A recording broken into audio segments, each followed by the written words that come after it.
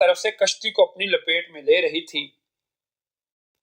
تھک ہار کر ملاح نے بھی چپو چھوڑ دیے اور ایک طرف بیٹھ گیا۔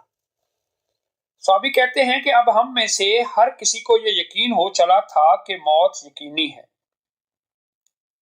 شام کا وقت تھا، سورج غروب ہونے کو تھا اور اس کی روشنی آہستہ آہستہ ختم ہوتی جا رہی تھی۔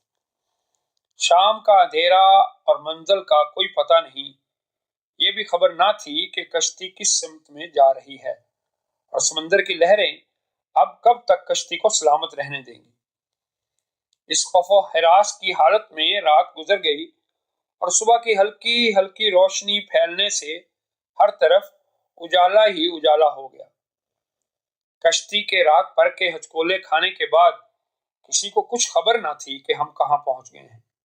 پھر اگلا دن بھی اسی کیفیت میں گزرا۔